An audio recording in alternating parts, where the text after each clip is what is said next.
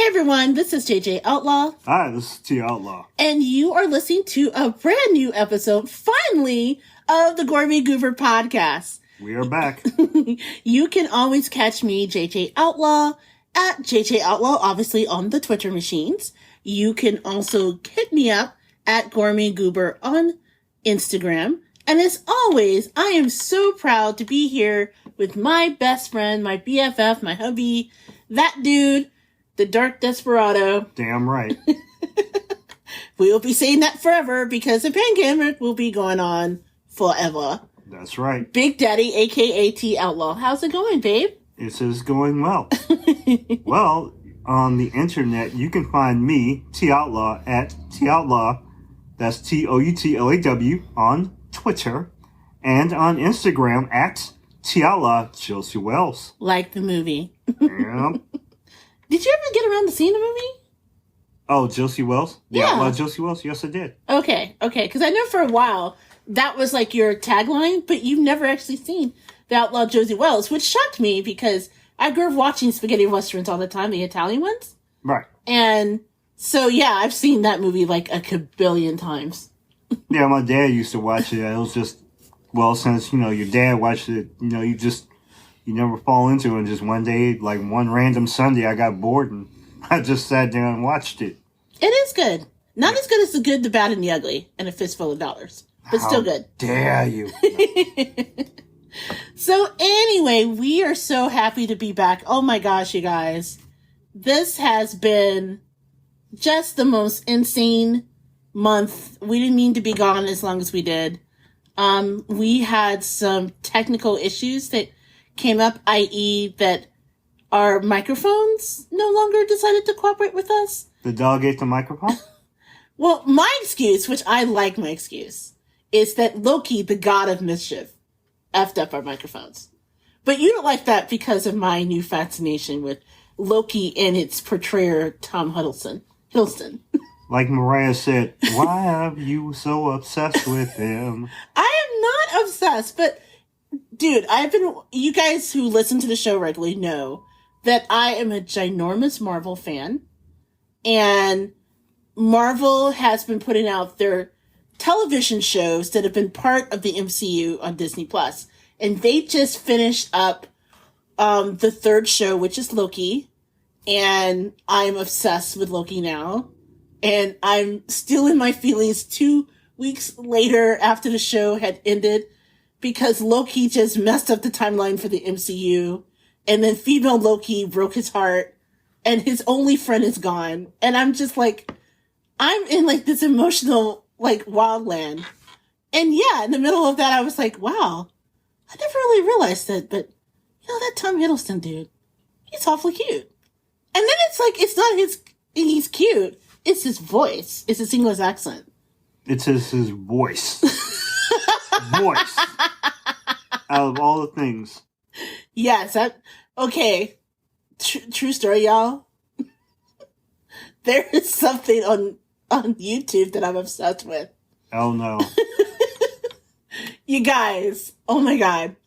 There are a lot of people who share my fascination with his voice. So there are a lot of postings of just Tom Hiddleston reading stuff. Apparently, he's like this super geek for like poetry and like Shakespeare. And you know me, I'm a nerd. So I'm like, yes! He has this great voice like Idris, but better. Well, no, not really. Just Idris's voice is great too, but it's great in another way. So it's just like this video called Loki Reads You to Sleep. And it's just him reading poetry. And so I told Big Daddy, and Big Daddy's like, I am disturbed by this. Yes, I am.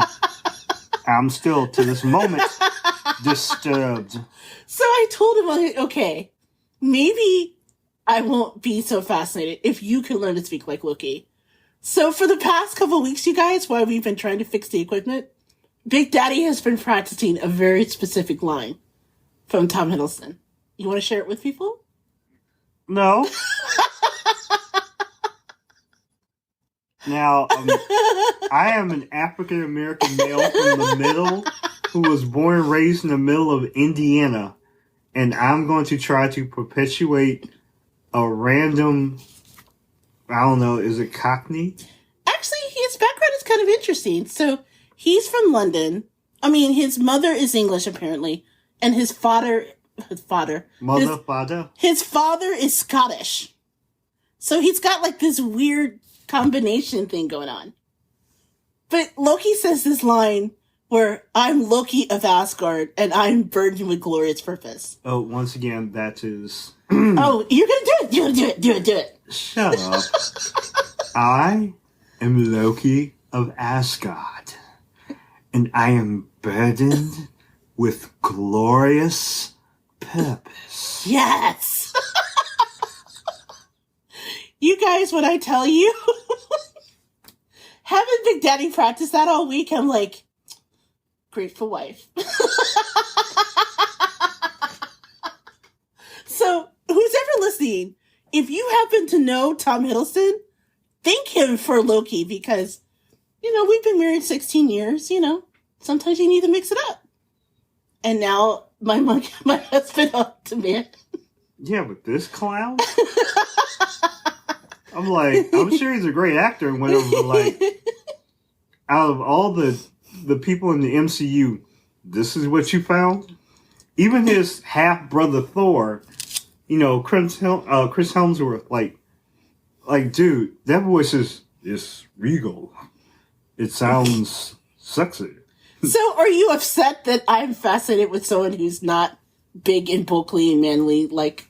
Yeah, but it's like machismo. Like, it's easier. Well, okay, it's not easy for me to pull it off, but at the same time, like, you want the voice of an English weasel as opposed to the buff Australian. English weasel, that is hardcore. Hey, I'm going with the character, not the actor. So, as you can tell, in our time away, yes, our main concern has been, of course, fixing our technology so that we can return to recording the podcast because we really miss it. But outside of that, I've been making my husband on demand say the Loki line. Like a damn monkey. Yeah, she'll come up to me like, she'll turn to me at like 11 p.m. before she checks in. She's like, do the voice. Well, I want to hear the voice before I go to bed. Uh-huh. Yeah, okay. Once per bed. This is like medicine. It's like, once when she wakes up, like, I'll be, like, dead asleep at some point, and she'll, like, come by and just be like... I'll be rolling over, I'm like, hey, I need the voice. I need to hear Loki. This is like the King of Queens episode where it was all of a sudden, like, do Rico. Yes, exactly. It's like, do Loki of Asgard. Good God Almighty. Okay, so now that we've shared our marital... No, I'm like, wait, roleplay. I'm still working on, like, podcast. the voice I need for her to portray, and I haven't... Look, I told you if you had one, I would do it. I have to find one first. I'm like, can you do it? Oh, wait a minute. You do Kim Kardashian. Never mind, I don't want that. You don't want that, because my Kim Kardashian is kind of shady. Yeah, it is shady. I don't need that vocal fry. Oh, my God. No. I need none of that. No. You do not want to hear my Kardashian. It is further shady as fuck. It is shady. And no, I can't do it. Okay, I understand. I'll keep working on it. Okay, so while you're working on it, and now that we have just shared this with the world, how else was your week besides your wife making you say that on demand? I am Loki of Asgard. Yes! That's right, this is me. And I have had a bloody lovely week. Or some poppycock like that. Okay, you're leaving Loki now, and I don't know where you're going. Yeah, I'm getting a little too Andy Hopkins-esque. Yeah, you're ruining the fantasy now. Okay, I'm killing it. No, my week was pretty quiet. I've been doing a lot of work and just trying to get my rhythm down. And lo and behold, it's finally time for the Tokyo Olympics. Yes, which is a big deal because Big Daddy, of course, and we've never really specified where particularly you work, but you work in sports journalism. So there's certain events that happen that just kind of command all of your time. And of course, this being the Tokyo Olympics, how has that been covering for you? Because you're not directly covering, you're like doing behind the scenes and editing and all that good stuff. But still, there's a lot of nuances in like making sure you get the scores right and the placement and all that good stuff. Yeah, we're still trying to establish like, what we're covering, and, since there's only so much, some of the stories are only coming from pool reporters that are, either in Tokyo or in some, random basement somewhere watching the TV. Well, my job, I would like to say, is easy, but we don't know. It's still to be determined since it's so early in the competition. No, I have to say, I had a chance to watch the opening ceremony, and it's so weird watching this because my understanding is the vaccination rates in Japan right now, unfortunately, is not as high as other countries. And so there's a thought that maybe now is not a good time to host the Olympics. So I pray that our athletes and all the athletes are safe, and because they're coming from all over the world. And unfortunately, even though our vaccination rates are higher than some countries, that is going down a little bit more because people are just refusing to take the vaccine now. And there are variants. Yes, the Delta variant, again, without going into details where I work with a lot of scientists. The Delta variant is nothing to play with. Like, the people that I work with are, like, afraid of the Delta variant and its effect on, like, those who deal with cancer, and particularly certain types of cancer that affects your respiratory system. Okay. And, yeah, so they're like, even though we're vaccinated, that masking up thing, it's still, I know that's my choice. And I know that you've been doing it. And this is not like the part of the podcast where we chastise you if you don't get vaccinated, but we're asking you, please get vaccinated. Because from what I understand, the variant is pretty scary. And the thing is, the longer that we let these variants go unchecked and not eradicated from, reaching herd immunity, which we won't be able to reach unless more people commit to getting vaccinated. Kind of like what happened with like polio, for example. Okay. That used to be a rampant problem in this country. And then, I don't know, people got vaccinated and it kind of all but vanished. But if you don't reach that capability, that threshold. Yeah. The thing is, viruses are living things. This is a living thing, and they grow and they change and they mutate. So the Delta variant is hella resistant and scary. And then the next one over will be the same thing. Exactly. This is not something you can pray away and take care of with God and raid. And don't get me wrong, I'm all for prayer and I'm all for faith and things like that. I'm a person of faith. But y'all know, I personally believe that God put that doctor there with the vaccine to help you. I mean, I'm one of those people who believe that God, like the Oprah theory, that God tries to get your attention first with the pebble, and the pebble hits your head. So the pebble hitting your head is the people going through, and you see other people, unfortunately, getting horribly sick and unfortunately losing their life. And then, if you don't pay attention to the pebble, then God drops a rock. And then, if you don't pay attention to the rock, then God drops a freaking boulder. And it's like, dude, hello? I sent the guy with the vaccine to help you. I don't know what else you need from me.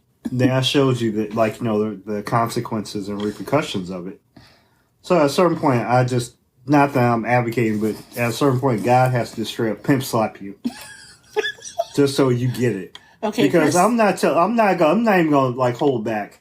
I mean, am I vaccinated? Yes. Because I pretty much know that COVID comes knocking to my door, I'm basically done for one. But two, you ever walk out, and I know I've said this a few times, out in public, and you could literally see the Rona walking behind somebody? It's like a thief in the night. It's like, is that your shadow? No, that's the Rona. Okay, couple thoughts. And the Rona's picking pockets. Couple thoughts, and then we have to circle back to the Olympics, which is what we were trying the Rona to. Try. Okay, one, The pimp slapping Jesus is the best thing you have ever said on this podcast. Oh, I'm sure I've said better things. We have to find a way to put that on a t-shirt somehow. It'll offend a lot of people, but pimp slapping Jesus is my favorite Jesus next to McConaughey Jesus. Lord, I'm sorry. Please forgive me. I'm not trying to be blasphemous, but should we explain McConaughey Jesus? Sure. I don't know where that came from. It came from one of our conversations because, okay, I'm of the belief that the Bible tells you what Jesus looks like, right? So, dark skin, hair of wool. Jesus looks more like me than he did the surfer-looking dude with the blonde hair and blue eyes. That's always how I've believed as a child. That's kind of my whole thing. I don't understand how the Bible directly telling you what the dude looked like and how that became a kind. Yeah, I understand how that happened because I don't know if I could say this on the show, but appropriation. Let's just say that it's a lot easier. There are certain populations who wouldn't worship a god if the god did not look like that. Okay. So we're just going to leave it there.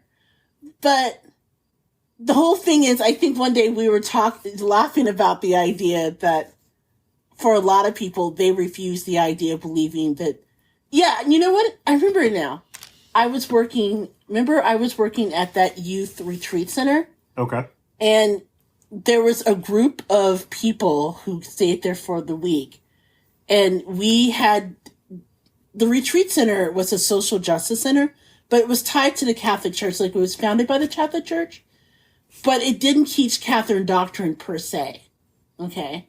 It just recognizes ties to the worker mission and the Catholic worker mission. And there was a group that stayed there who was angry that we had Jesus's images of all different, like we had like Asian images. We had several that was Black and Middle Eastern. And they're like, no, much like Megyn Kelly, they insist Jesus is white.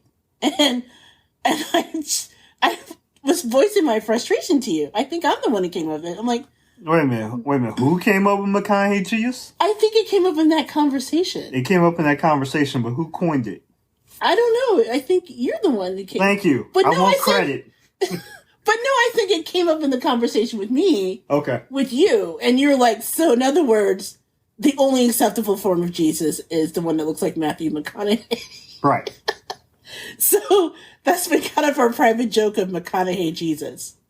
So like, you will bow before McConaughey Jesus before you get to, like, I don't know, Jesus, hair, wool, Black Jesus. Black Jesus. It's just, whether or not he even is technically, as you would say, like, African or Middle Eastern, is one of those things where Jesus does not always look as what you think he does.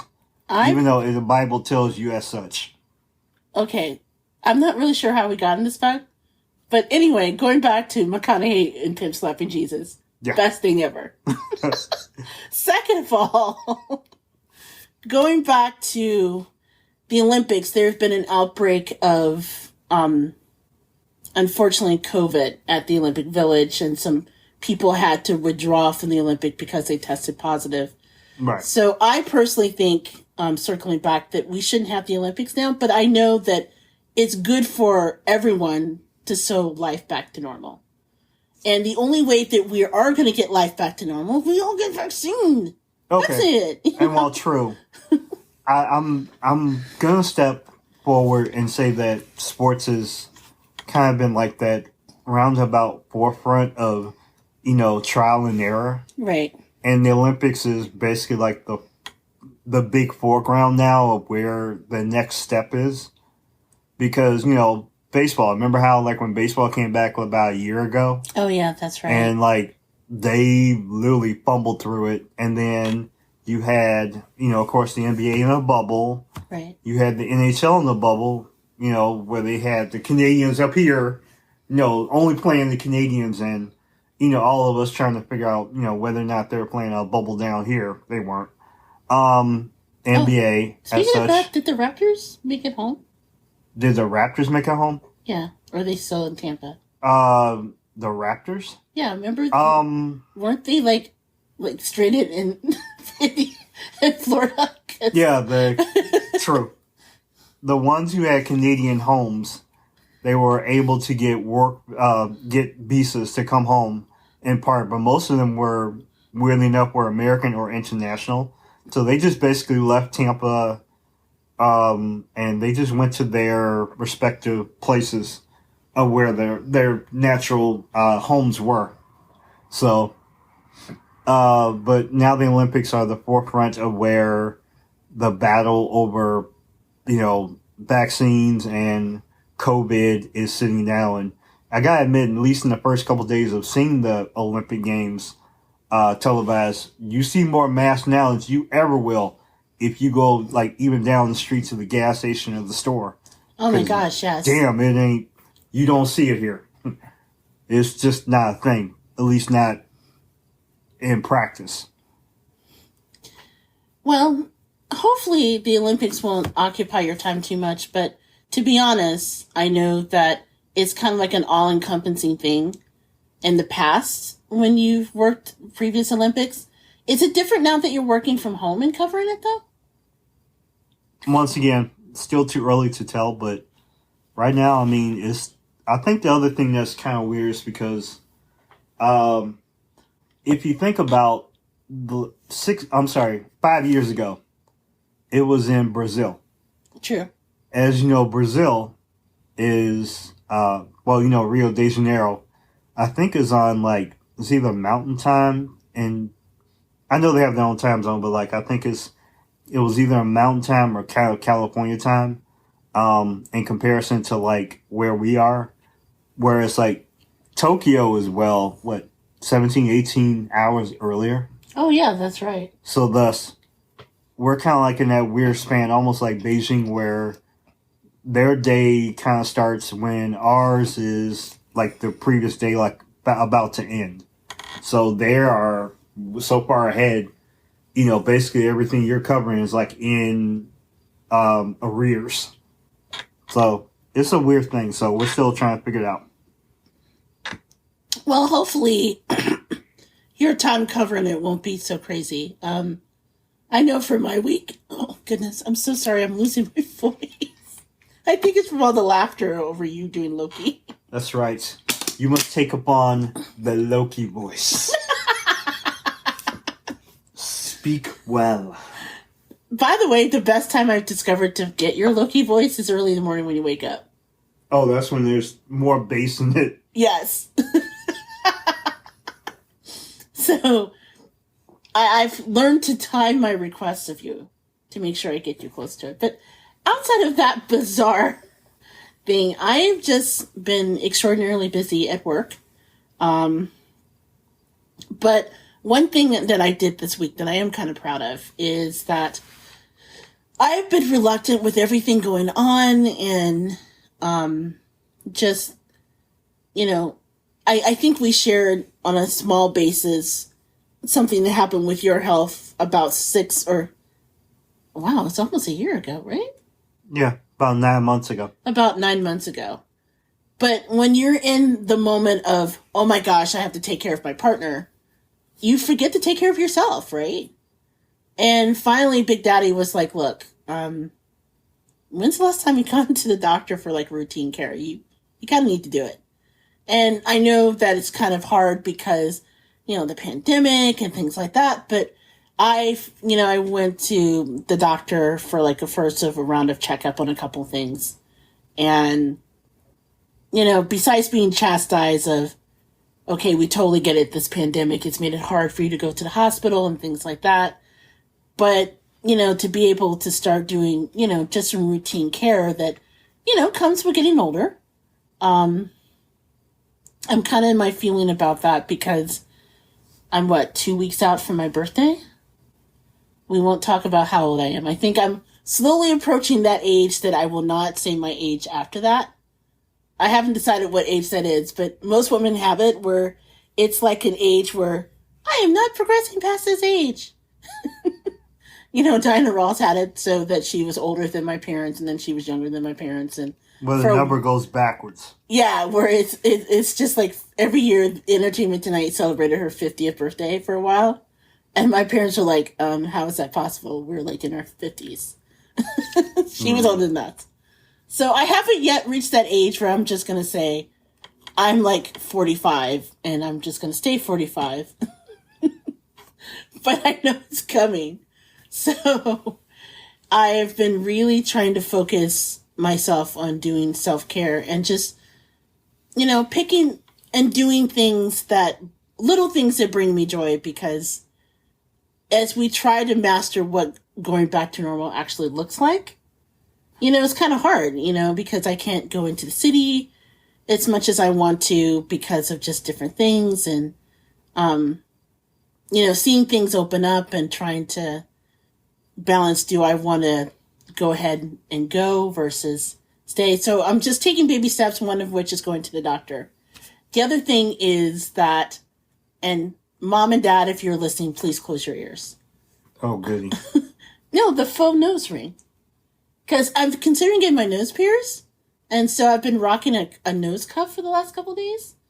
And I was brave enough to wear it on one of my Zoom meetings with my boss, and they said nothing. So I think I may actually get my nose pierced. That's going to go over well when your parents see it. Your mama's going to lose her mind. One.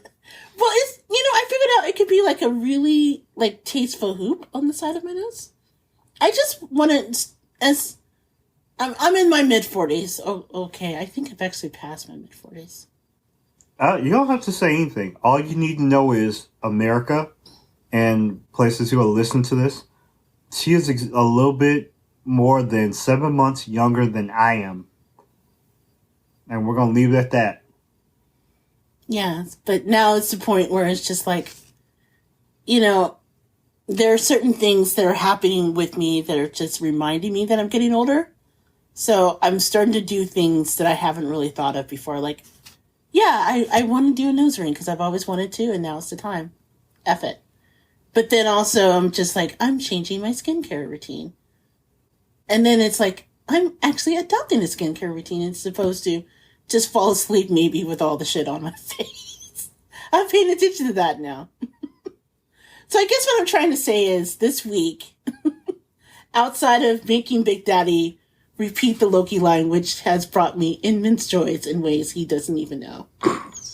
Okay. I have also been taking this time to be more introspective in my time with my doctors and everything, and just making sure that I can enjoy health as I look at the next phase of my life. That's so cool. I have under the impression that I'm lucky if I change my underwear from day to day. Cannot believe you said that! I have pandemic jeans. That is true. There's a pair of jeans I'm just like, I'm going to hide them. You shouldn't wear those anymore. No, this is like the Kevin Garnett, the edict to Craig Sager. The one where he's like, I want you stripped naked. Like everything. And burn it. That's right. We're not yet there yet, but... No, we're pretty close. Literally, the pants got up at one point and walked away. There was a t-shirt? I think I have one of my alumni t-shirts that she hid. I was like, you're done with that. There are other clothes that we have. You don't have to wear that. It was just so nice and comfy. Yes. I can have my pandemic socks that, at Braxton Braxton took care of, what God couldn't. Yeah, I have to say our executive producer was tired of your socks. Yes, he was. He couldn't stand the funk. He said, I promised to funk the whole funk, and now I'm taking that away. Oh, my God. So, apparently, our listeners know that we're just like you, people. We deal with the pandemic socks and clothing. We do goofy stuff to keep things lit in our marriage, even if it involves mimicking an Englishman that I've never met. And occasionally we go to the doctor. So, yeah. So we hope in our time away And we watched the Olympics. Yes, we've watched the Olympics and lots of Disney Plus. So, all jokes aside, though, we are happy to be back. We missed you guys. Again, when the equipment and everything started malfunctioning, without going into a lot of details, it just affected the quality of the podcast in such a way from an audio component that we decided that we just couldn't record another podcast unless we were able to get the quality that we really felt that the listeners deserve. So again, we thank you for your patience. We totally miss you. We're happy to be back. We're going to take a quick break. We're going to do 3 stories in our What's Eating Us segment. And again, those are a reminder of the stories that cover the intersection between food and pop culture. And oh boy, we've got a barn burner of a story we can't wait to share with you. So we'll be right back, and you're listening to the Gourmet Goober.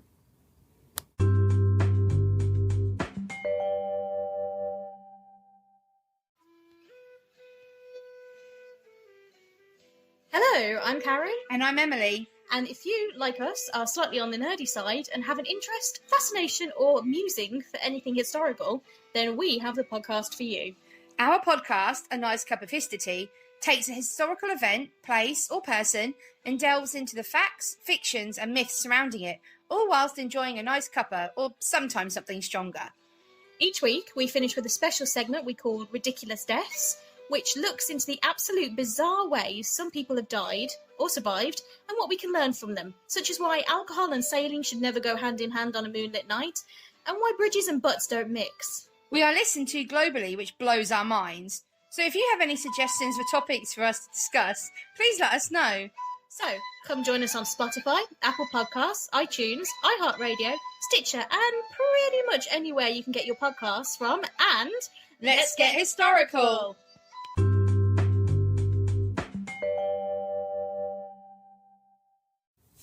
Hey everyone, this is JJ Outlaw. Hey, this is the Outlaw again. And we are back with the Gourmet Goober podcast with our segment of the podcast where we talk about the intersection of food and pop culture that we regularly call What's Eating Us. And this week we have 3 stories that, again, makes you think, make you talk, and it's kind of on the, tip of what's going on right now. So this first story is actually something that's near and dear, okay, near, but not necessarily dear, to Big Daddy. Yeah, right. And this is in regards to if you are a Coca-Cola fan, particularly a fan of their very specific product, Coca-Cola Zero Sugar, you may notice a change in the near future. According to Fortune magazine, Coca-Cola, and the soda giant, of course, has recently announced plans to change the formula of one of their flagship products, Coke Zero, also known as Coke Zero Sugar. Now, the new Coke itself doesn't contain any new ingredients, but the officials say that the tweaks that they're making right now to the formula will make it taste more like regular Coke. And that's the whole idea behind Coke Zero, I guess, for those of you who like the taste of Coca-Cola, but not necessarily the sugar in or calories. Coke Zero has been an alternative to Diet Coke, for example, which is another low sugar product. Right. So with this, they are changing everything from the packaging. So the packaging will be more pronounced as far as prominent logoing, but even more importantly, they're tweaking from the formula. Now, if you're older like us, obviously, you might remember that Coke sometime in 1985 also made an attempt to change the flavor of Coca-Cola. So they had like regular Coke, which was Coke, and then they got rid of that and decided to make new Coke. That's right. And for the kiddies out there who were not young and who are too young to remember what happened when they did the new Coke thing, people kind of freaking lost their minds collectively, where there were upset, angry people at the grocery stores and on television and the news. And it got to such a way that Coke decided to reverse their decision and brought back what they called traditional Coke. Now, I've always had a theory that they planned that all along. Like they could not have possibly thought that Coke Zero tastes better than regular Coke. And so, or Coke, new Coke. So I personally think they did this just to kind of F with you to boost up shows of Coke. That's always been my thought from the time I was a little kid. Okay. Random theory. All right, I'll listen, yeah. But to be fair, I guess, and I understand that, do they still sell New Coke? I thought they still serve New Coke in some parts of the country, which is insane. Yeah, if you want novelty for something crazy, yeah, I'm sure somewhere there's some New Coke being processed somewhere because somebody had a taste for it. So, Big Daddy, as the big consumer of Coke Zero, how do you feel about this change? Well, I mean, let's just call it for this. Coca-Cola and Pepsi are always experimenting with something. Because you remember when Pepsi went to, like, Crystal Pepsi? Oh, yeah. Yeah. You remember when, like, and I actually missed Why did they do that?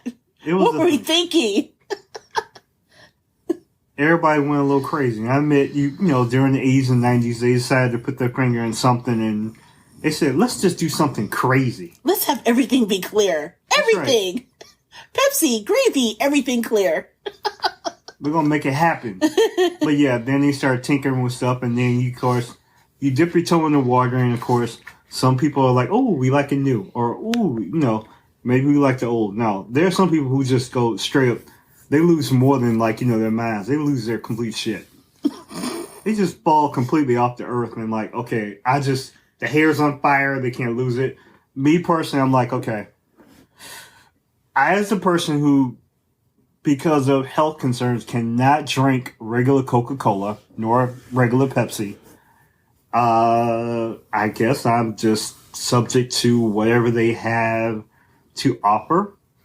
I cannot remember. There was something that Pepsi did like not too long ago where they I think because the main ingredients are either in like Coke Zeros or Diet Cokes, was like the sweetener. It was like aspartame or something. Yeah, they switched it over to sucralose, which is what is in the yellow packet? Splenda. Splenda. Yeah, and that's kind of the standard now, which is why, incidentally, I can't drink it because I can't take Splenda. Splenda actually makes me sick.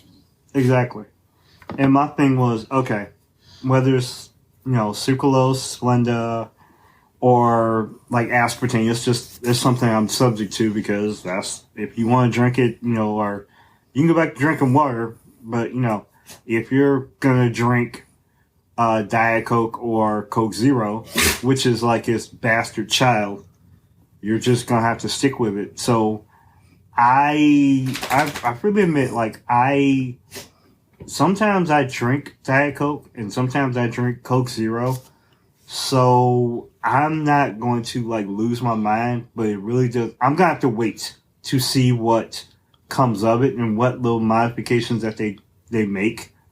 Because I remember like when Pepsi like went back to doing aspartame for a little while, and I think it was like in a light blue can. I was very much for it, but now I'm like, I kind of miss it because like Coke Zero is, me personally, is I like it, but Coke Zero is kind of like, it's almost like drinking the Mountain Dew of like Diet Coke. Ugh. And I know that makes no sense, but it's like, it's almost like they amped up the caffeine and like the sucralose that's in it. It doesn't taste like regular Coke. Yeah, it's not organic. I'll say that. It's not in any way, shape, or form, at least in my opinion. But I know people who swear by Coke Zero. Like, they swear they can't tell the difference. And I'm like, what have you been drinking all your life, personally? But that's just me. So that's why I'm just, like, staying out of it. But I do remember, like, just the deep hatred that people had for New Coke. And by the way, I do want to correct something I said just a few minutes ago.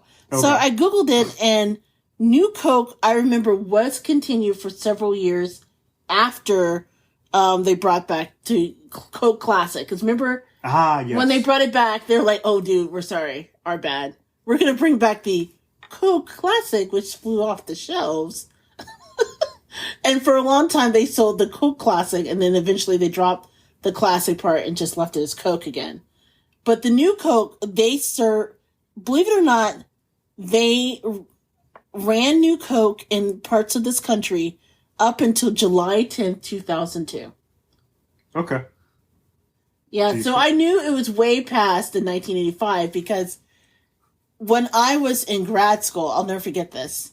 I went to grad school at the University of Southern Mississippi in Hattiesburg, Mississippi, and I was... That's where all the cokeheads were. There's a store that I went to when I was on the coast called Piggly Wiggly. Don't laugh. Piggly Wiggly is a thing. And Piggly Wiggly had New Coke. Okay. And I remember laughing like, oh my God, this is where all the New Coke goes to. You know, because they made a shitload of it, right? And you're wondering, where did it go? Apparently it went down there. So... yeah. I tend to believe that's back exactly then you where could they left probably get New Coke.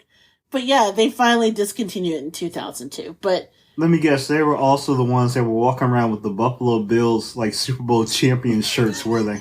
no. I'm sure they were. That's where, you remember how they, if you lose the Super Bowl or like the NBA Finals, like those T-shirts that they had like made that they send to Africa or something to, clothe the children. That's probably where they sent all like the New Coke cans. You're terrible. Anyway, so do you think people are going to lose their mind? Because here's the thing. They're slowly sneaking out the new formula of the Coke Zero now. But by September, they're expecting to go nationwide with it. Mm-hmm. So how do you think people are going to respond? Don't know. Depends on the modifications that they make. Because they said there's not any new ingredients. It's just going to make it more Coke-like. Just means, just like when they went from Diet Coke to Coke Zero Sugar, they literally just amped up the caffeine and the sucralose and said, boom, there it is. So maybe they either amp it up or they, ramp it down. It's maybe not so much in like new ingredients, it's maybe just in the fine tuning of, the amount of crap they stick in it. But you know what? Soda companies are notorious for just coming up with odd changes and things that they don't need. Like, remember when Pepsi came out with Pepsi One? Which I never understood. Like, okay, you're concerned about the calories, okay? So you can either drink regular Pepsi or Diet Pepsi that has no calories. Where is the stair step between the no calorie and the full calorie quote that you want the same soda, but just 1 calorie? Where did that make sense? Someone got paid a lot of money to come up with that. Yeah, but somebody wanted that 1 calorie. Like, that 1 calorie was Damn like, it, that 1 calorie made the difference. They wanted to make sure, like, I think pretty much, I'm just going to say, like, I think the bodybuilders were the ones that were drinking the Pepsi One. They were like, okay, we want that one. And that one is for the dudes walking around looking like Schwarzenegger. They were like, I think it's for those people that ended up, like, shooting up Mountain Dew in their veins. But, like, Pepsi One, and then there's a Pepsi Zero Sugar, and then there's still Diet Pepsi, right? Yes. So, why do you need both? Like, the Diet Pepsi and the Pepsi Zero Sugar. One tastes black quicker. That's my opinion. I think it's because, one, you will taste the flatness quicker, like, once it's sitting out. The artificial flavoring is something you will taste after, like, 15, 20 minutes. And that's the thing. I can't... Well, first of all, for some real reason, sucralose just doesn't set well with my stomach. I don't know what it is. But then it got to the point where even aspartame, it's just artificial sugar... What did you call it? Artificial sugar shit? Yeah, artificial sugar shit. It's like... ASS for sure. That's right. Once again, I said it. So if there's anybody mad, blame me. He's like, I want all the smoke. That's right, I'm catching it all. Send your emails to thegoober.com. Attention, Big Daddy. No, attention, Loki. Don't bring Loki into this. Loki had nothing to do with this. Hey, if he's gonna, take the promise, he's gonna take the blame. That's right. Artificial sugar shit was made by Loki. Poor Tom Hiddleston. If this ever gets back to him, he's gonna be like, Okay, so there's this like random woman in Indiana who's like fantasizing, but only about my voice, not me. Oh, and apparently I'm getting all these angry letters about some stuff. random products. Sorry, man. I'm a big fan, though. Trust me. No shit. So, moving on to the second story.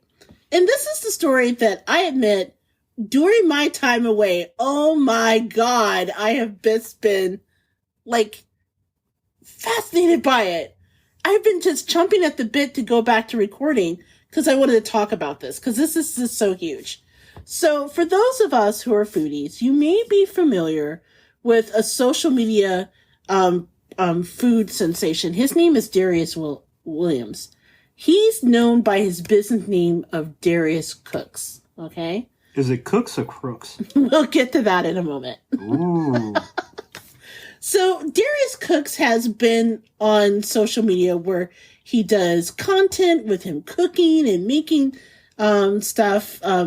He's has like his pound cake business, I want to say, where he ships pound cakes out to people. At one point, he had various restaurants that have since closed. One in Atlanta. Oh, no, two in Atlanta. And then one in Chicago based. Darius has more than 1 million followers on Facebook alone, right? And he has huge following on Instagram where he's known. Well, over the past month, Darius has run afoul of two prominent women in the cooking sphere when it comes to cooking and food blogging and things like that. One person you probably know, if you're a fan of the Food Network, co-host of The Kitchen, and she also had her show, I believe it was called Sunny for Real, Sunny Anderson. And then also the other person he ran afoul of is Angela Davis. And those of you who follow her on Twitter, you better know her as the Kitchenista. And the Kitchenista, let me just stop and say, I've been a fan of the Kitchenista for a while. I've made her recipes before. She is a kind of an indie cookbook author, so she has a lot of cookbook ebooks. Was she the one with big afro? No. Okay. I'm thinking of a different Angela Davis. Okay, never mind. Yes, you are. So, here's the thing. Darius is very popular, and he's known for his multiple businesses. Was he also a lead singer for Cootie and the Blowfish? No, that's Darius Rucker. Oh, I'm sorry. Never mind. Continue. Keep up. Sorry, I'm still in my Loki thought. Wrong, Darius. Don't blame Loki for that. Never mind. Loki, if you're listening, sweetheart, it's not your fault. See, you have me talking to Loki now. Okay, I'm not going to go down that rabbit hole. Stop it. Anyway, so there have been allegations for years now that despite his shiny reputation on social media, that he's not everything that he seems. And that's where these two women have come in, because they have lit a fire online and it's still going. So, for example, if you go to Twitter and to Instagram to a lesser extent, and if you use hashtag Darius Crooks instead of Darius Cooks, you will see a whole list of multiple allegations that have come from fans who once supported his work but now say that he defrauded them, to even fellow chefs who have accused him of doing everything from stealing recipes, and even in one case, an incident of assault with one of his former employees. Really? Yes. So, according to the Griot Online, this has been an allegation that's been going on for over a year.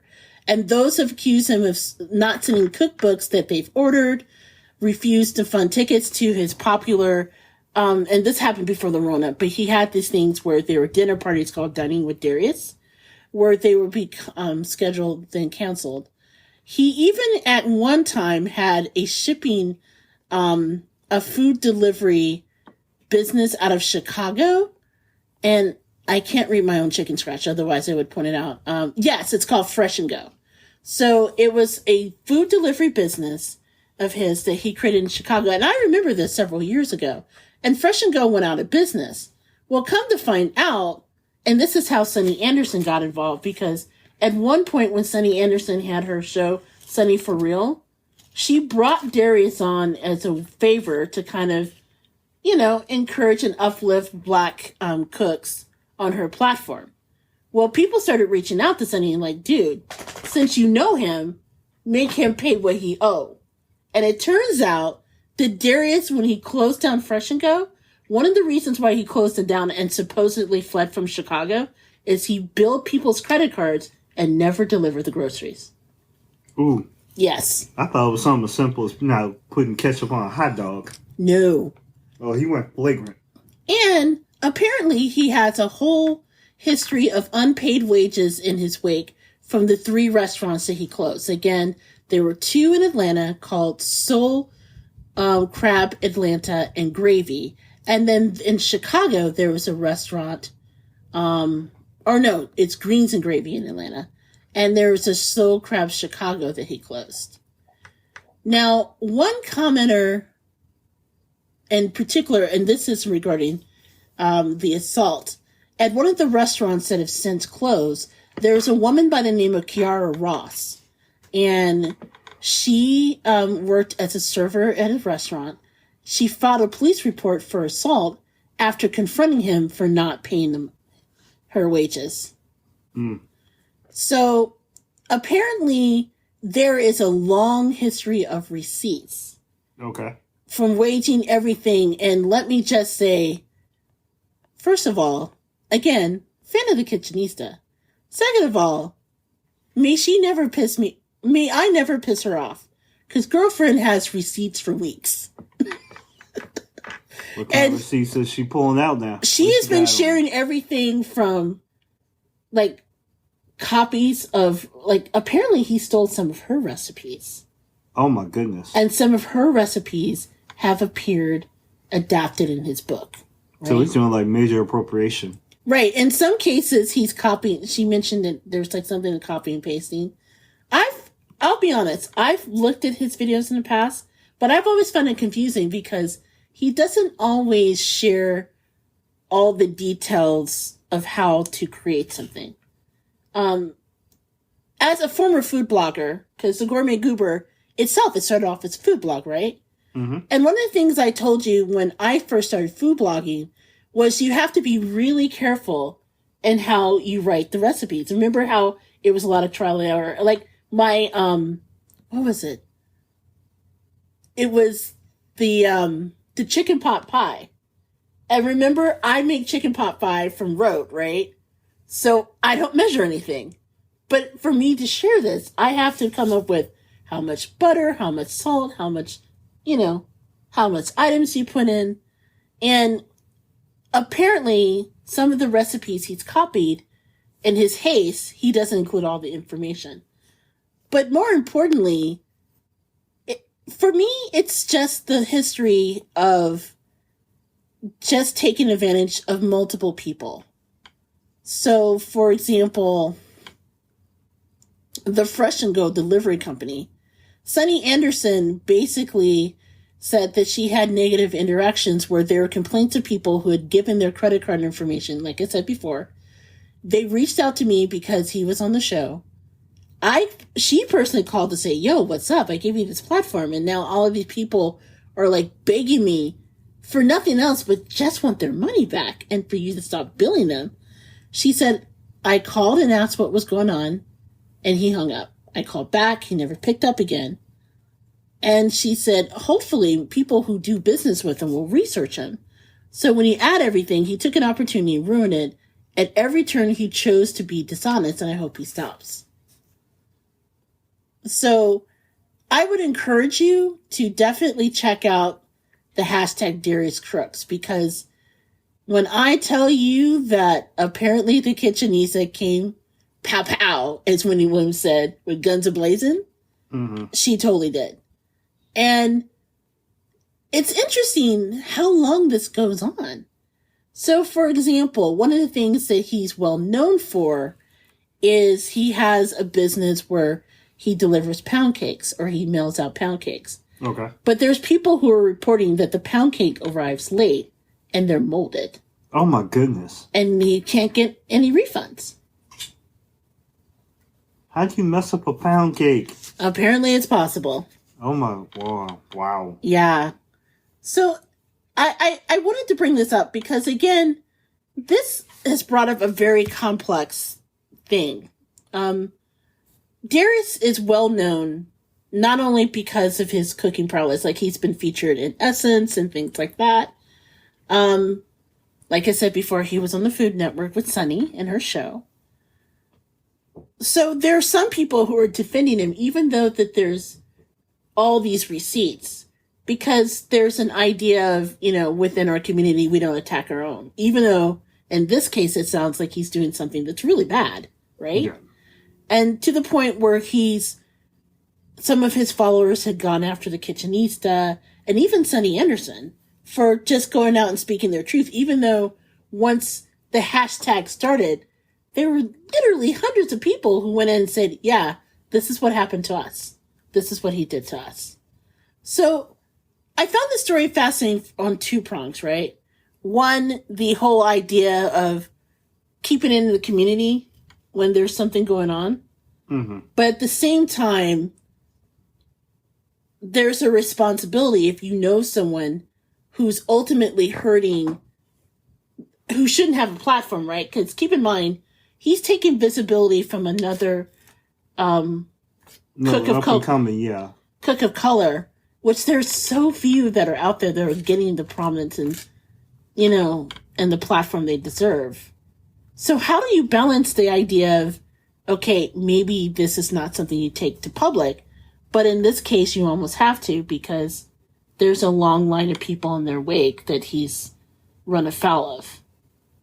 Well, my opinion is that, I'm not going to discredit anybody for, making money however they do it. Now, that being said... You don't want to cheat people. No, but at the same time, I'm of the opinion that if you're going to put out your wares and however, because I believe that a lot of recipes and or, products can sometimes be innovations and or adjustments upon others. Sometimes you have to let people know, that if you deal with said person, they got marks. And that's what, you just got to tell them, listen, buyer beware. This is, you could tell them, hey, this is a person that I work with, and you got to make it publicly known, hey, we support our own, but at the same time, person here, he got some marks. And before you deal with them, just know if these marks out there, with all these people that have receipts, they gotta let them know because they gonna, if homeboy is gonna do right, he's got to learn today that there are some people that that he's gonna run afoul of, and some people are not gonna be nice about how he gets dealt with. That's just the way it's gonna go. Well, it's disturbing in the least bit some of the attacks that have been levied towards Sunny and the Kitchenista. So I invite you, our listeners, to kind of read up on it. There's two really great articles that I would recommend. One, an article that recently appeared in the Griot, and then the Griot linked to an article that was published in Southern Grit magazine. Again, I know this is a person with a lot of fans. I personally, I forget what it is. There was one recipe he made, which I jokingly said it would kill people because of the fact. Would kill people? Because there's so much salt in it. He put Old Bay in it, and then table salt, and then lemon pepper salt, and then adobo, which is salt. And I'm just how are people supposed to eat this? So I've always wondered whether or not he eat all of his sample of the stuff he makes. Okay, in terms of that recipe, there's so you have a Salt Bay. This must have been salt, bruh. Bruh. Seriously. Hold up. The ancestor said, stop. Exactly. You know how we season our food until the ancestors reach out from beyond and said, it's okay to stop. The ancestors have long since said that for this recipe. Yeah, they had to call up, the pimp slapping Jesus to get that. Not the pimp slap Jesus. Literally, Jesus had to come and pip slap and say, "Hey, stop! We Oh my told you to God. stop. You just Okay. get. I don't know if we got to touch you on the shoulder or come with the boulder, but pimp slapping Jesus when he show up, show's over." You know what? Oh my God. Did I go too far? First of all, I pray that hashtag pip slap Jesus is not a thing. Because I feel that we will anger a lot of people. That said, that is the funniest shit ever. I'm just I'm gonna go. When I pray tonight, I'm gonna pray that I don't see pimp slap Jesus. It's kind of like seeing Candyman. Just I gotta make sure I don't say his name more than a few times. I think I've gone over my limit. I gotta be careful. Okay. All right. Well, on that note, as I catch my breath and try not to cry from laughing so loud, let's roll right on into our last story. Okay. And this is actually something that caught my eye. Because oftentimes there is an intersection with food and pop culture, and it levies its way to sports. And since we were talking about sports earlier, I was interested because this is a recent challenge that was made by NBA star JaVale McGee. What did I say? JaVale. Oh, God, JaVale. Sorry, JaVale. JaVale, who plays for the Denver Nuggets, is actually asking fans to eat spicy vegan snacks, particularly one that it's hella hot for a good cause. So it's called the hashtag hella hot challenge, right? And so he's asking people to eat as many certain spicy snacks, vegan chips that they can without flinching. And all of that is to raise funds with something that he runs called Jug Life, which is an organization that is designed to bring clean water to communities in need, which is still like when you think that Flint, Michigan still does not have clean water, right? Yes. Something that's important. So this is something he recently made a request for on July 13th. So it was created in partnership with a vegan snack brand called Outstanding Foods. And so the social media challenge will task people. They just ask you to eat as many of the hella hot Outstanding Puffs if they can in a span of 30 seconds without cracking, which means no sniffing, coughing, laughing, and definitely no snips of water. The penalty, because I've imagined there is a penalty. I'm shocked there is a penalty. But the penalty for participants who crack is water in the face thrown by a friend and a donation made to the Jug Life to support its mission. After posting their videos and challenge on TikTok, each participant is encouraged to tag 3 other people to keep the challenge going. And for this, Outstanding Food will match each donation up to $10,000. So the really great thing is this organization, Jug Life, they bring clean water to communities in Africa who doesn't have access to it. So it educates students around the world, kids, about the importance of a healthy lifestyle. And they're going to help not only communities in Africa, but also in the United States, because obviously, as we know from what happened in Flint, having access to clean water is essential to good health. Sure. So I guess JaVale himself is vegan, and he's gone vegan, I believe, back in 2016. And he's the one who actually got Kevin Durant, because my understanding is Durant is also vegan, or at least dabbles in that. So it's been something that he's been doing for a while. And I guess if he is one of the investors of this company called Outstanding Foods, along with Snoop Dogg. And if Outstanding Foods sounds familiar, remember when we did the piggyless pig rinds, pork rinds? Correct. Yeah, I do remember that. Yeah, this is the company that makes them. That's all I need to know right there. So apparently McGee is really committed to the vegan lifestyle. So in addition to his work with Outstanding Food, he also is an ambassador for Beyond Meat since 2019. And then he's got a group of professional athletes who invest in the brand itself. So, what do you think? Is that something that you want to try? Oh, and my understanding is your boy Scottie Pippen is also into the vegan lifestyle too. But we'll talk about that later. Yeah, there are so many jokes that could come from that, but you won't be making them.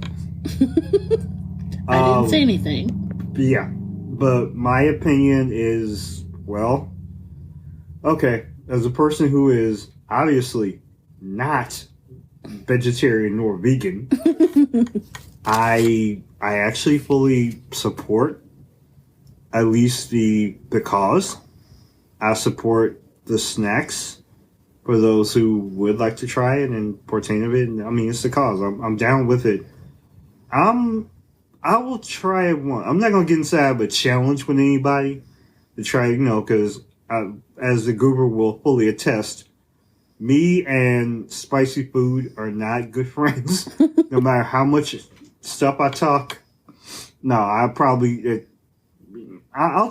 I'll try the the snacks and whatever. I'm always down to try one thing, at least once. That being said, it may not become part of my regular routine, but yeah, I fully support the cause. Now, for those fools on TikTok or Instagram or wherever you're pulling this off, if you want to take the challenge, go get it. But don't call me when you come crying. This is like, matter of fact, you know what? I think I could do it. I think I could do it because I put hot sauce on my hot sauce. You put hot sauce on your hot sauce, but don't come crying to me when it tears your insides out. But I will say this: if the person that you are looking for in the challenge, I'm sure that somebody somewhere has to tag Shaquille O'Neal. Shaquille O'Neal has to be the one that has to take this challenge. I will say that. Okay, that would be entertaining television right there. Yeah, because I remember there's something that they made Shaq do on Inside the NBA. Oh, wait, it was that one chip that was like the ghost pepper chip. That's right. Yes, that was hella great. I co-sign your message. Exactly. Matter of fact, I think as a caveat, you also don't throw water in my face. Be like, don't mess with me. If you taunt me, you taunt me. But just don't have Pimp Slap Jesus come look at me. But more importantly, no, I fully endorse it. I fully endorse, doing this for a cause. Okay, you know what? I may just try it. We have a TikTok page through Plum Good.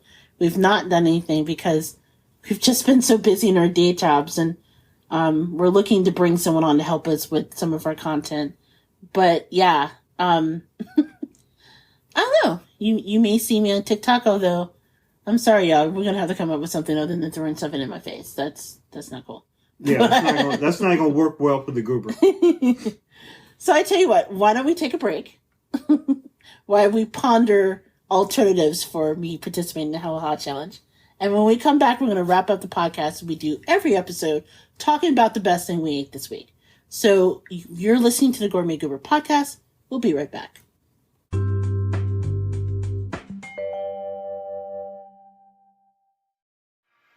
Hi, I'm Carrie. And I'm Emily. And we're the hosts of A Dark Cup of History, a spin-off series to our regular podcast, A Nice Cup of History, where we dive headfirst into the weird and paranormal aspects of the world we all live in.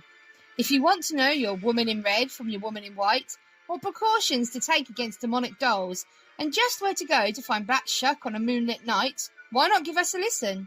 Together we talk about the dark, creepy, and downright terrifying parts of our history and folklore, as well as what you should do if you ever encounter any of them. Interested?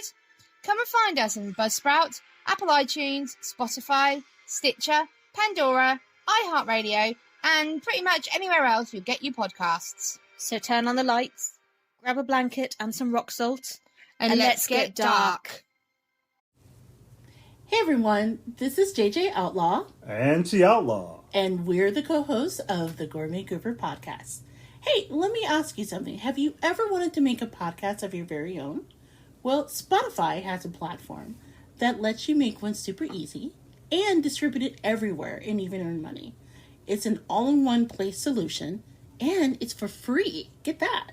It's called Spotify for Podcasters, and here's how it works. Spotify for Podcasters lets you record and edit podcasts right from your phone or your computer, so that way, no matter what your setup is, you can start creating today. And get this, you can distribute your podcasts to Spotify and everywhere else that podcasts are heard, right? You can even make video podcasts right on Spotify as well. With Spotify for Podcasters, you can earn money in a variety of ways, including ads and podcast subscription. And best of all, did I tell you guys it's free, right? Because it's free and there's no catch. Let me tell you something. Ever since I discovered Spotify for Podcasters, I've been loving this platform, okay? It makes creating and producing the Gourmet Goober podcast so easy to do. And it makes it so easy as well to distribute the show through all the platforms. And you guys know you can hear the Gourmet Goober podcast everywhere. So I highly recommend it you give this a try. Do me a favor, download the Spotify for Podcasters app or go to www.spotify.com/podcasters to get started today. Thank you for listening to the Gourmet Goober podcast. Now back to the show.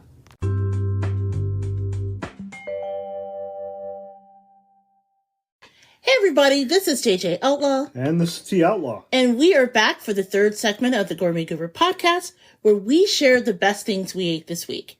As a reminder, we want to hear from you, the listeners. So if you have something that you absolutely think everyone needs to know about in your hood, whether it's something that you made, an old family recipe, or maybe a favorite restaurant, just hook us up with that recommendation by going to thegourmetgoober@gmail.com. Again, that is thegourmetgoober@gmail.com, and maybe we'll read your letter on the show.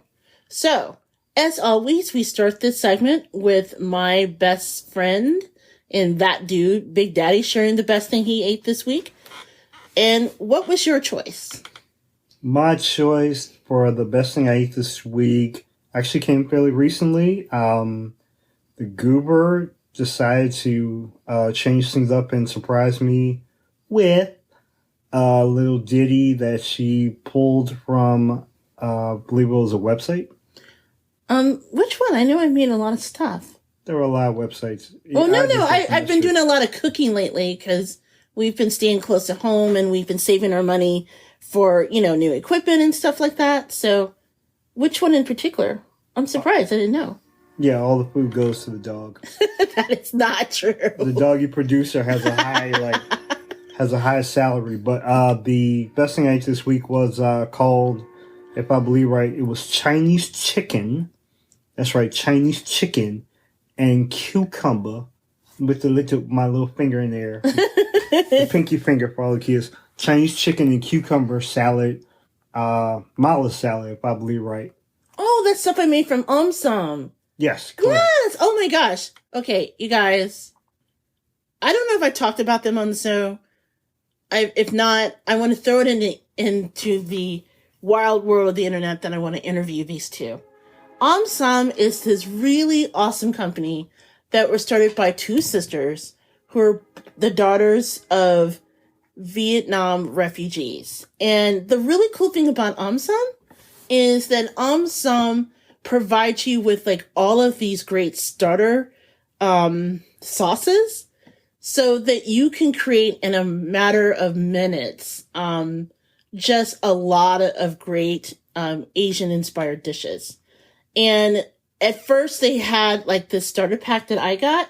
Okay. And it had different flavors, including, and it ranges anywhere from the mild, I think there was a Korean, the bulgogi that I make sometime. Yes. The mala salad, I was kind of hesitant to try it because I know it's so spicy.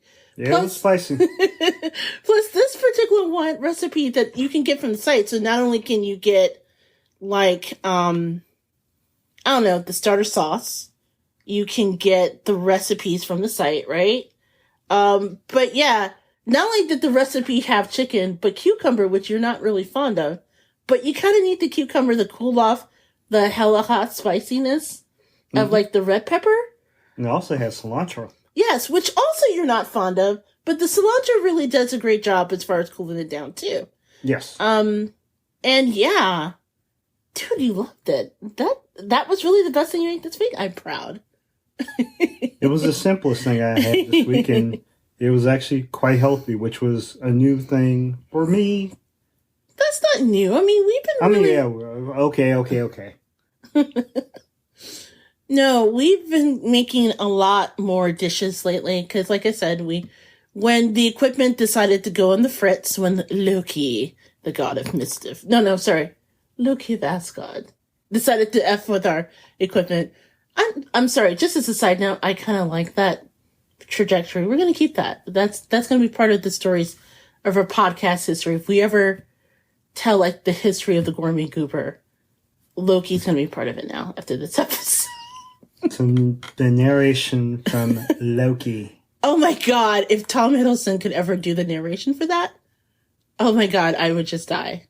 I'm trying to psych myself up because there's one more episode of Loki called Assembled where they go behind the scenes and they make it and he narrates it. And I saw like 10 minutes of it. I'm like, I am not emotionally ready to hear him talk like this. I'm not. Oh my goodness. I don't know if I could take it anymore. So Tom Hiddleston, again, if you could narrate the history of the Gourmet Goober, I would be so grateful. Yes. My husband would be grateful for I don't know about all that. Perfect stick up the lip television from the telly. So anyway, going back to that, I can't recommend someone out. Most of their recipes, you can make them in about 20 minutes. They're really convenient, and they have been doing these really great collaborations as of late. So, for example, Christy Teigen, and we're not going to go into details for some of you. You know that Christy Teigen has been on the news and social media for the wrong reasons, other than her cooking prowess and things like that. But there is a collaboration that I also made, the Krapow. Okay. Recently, and it was a collaboration with Omsum and Christy's mother, Pepper. If you guys had a chance to try the Krapow, oh my god, so good. It's like a Thai stir fry with like basil and green beans, and we made it with pork, and it's really good. But I'm glad you like this. I was really nervous when I gave it to you. Did I have the kapow? Yeah, you had the Krapow. Did it make me go kapow? No. Okay. Okay. I need to try that again to remember it. Okay, I'll have to make it for you again. Plus, just as a side note, they give you bonus seasoning if you order the Krapow. Just say. Okay. Cool. So, what was the best thing you ate this week? The best thing I ate this week was actually a recipe that I made as well. And I'll try to remember to put the links to it in the show notes. But I made honey garlic roasted salmon. And again, we ate that with some steamed vegetables, which sound boring as heck. There's no get up and go to that kind of recipe. True. But the particular combination that I was able, the honey, which it called for honey, but just as a side note, I actually use a guava syrup because I normally don't keep honey in the house. But yeah, I didn't notice the difference. So the agave plus the garlic, which I doubled the garlic because, you know me, every recipe that calls for garlic, I double it because it's garlic. Yeah, she takes garlic pretty hard. Look, there's going to be no vampires in our family, okay? True. The outlaw family will not be taken away by vampires. Thank you very much. Damn Skippy. But no, all jokes aside, it was a very simple recipe. It only took maybe 10, 15 minutes to do. But it was simple and delicious. And I really love recipes like that where, it kind of takes the convenience out of takeout, if you will. And it was one of those things that you really love, which is funny because you don't really love a lot of fishy stuff. Not that I make a lot of fishy stuff for you. But in this particular instance, it was something that we both were fighting over the last piece. So, so I will try to put the links to the recipe in the show notes as one that's worthy to be shared. And I will also put a link to Omsum in the show notes because, again, Sum is amazing. And seriously, y'all, I want to interview the sisters who created this company because it is so good. And I can't recommend them enough. In fact, if you follow me on Instagram, I actually made like a little video of how I created one of the recipes using their sauces. So you can even see that as well. But we'll link to them because they're pretty good and I know they deserve some shine. Got it. All right, awesome. So we have finally done it and wrapped up yet another episode of the Gourmet Goober after a very long, unexpected break. So, Big Daddy, as always, where can they find you online? Where can they find me online? Well, in case they want to hit you up, give you tips on what voice I should do since you're stuck on Loki, that sort of thing. If Tom wants to reach out to my husband and say, I'm sorry, do it. How can they find you online? Well, you can find me, T Outlaw, Yes. on Twitter at T Outlaw. Oh. And you can also find me on Instagram at T Outlaw. Chelsea Wells. Ooh, okay. I just realized something. And that would be? We won't talk about it now. Ah, damn it. So you can find me, JJ Outlaw, on Twitter at JJ Outlaw. You can also find me at the Gourmet Goober. You can also send us an email at thegourmetgoober@gmail.com. Again, I'm not a fan of Facebook. If you've listened to the show, you know that Facebook is not my favorite medium at all. But y'all, if you really want to get a hold of me on Facebook, you can. You can just go to the Gourmet Goober blog. That's what we used to be. Speaking of the Gourmet Goober blog, you can hit us up at Gourmet Goober. Also, while you're on the site, you can see everything from old recipes when we were a foodie blog. Some press from our previous adventures before we became a podcast. You can also check out some really cool stuff, including get some Goober gear and help support Tesoro. And you can even donate. So if you want to put $5 on it to help us continue growing our podcast and some of the incredible things that we have coming down the pike, you can certainly do that. All of that and more you can find at the Gourmet Goober. Again, that's thegourmetgoober.com. So for Big Daddy and I just want to say thank you so much. We're so excited to be back. And until next time, happy eating. Cheerio.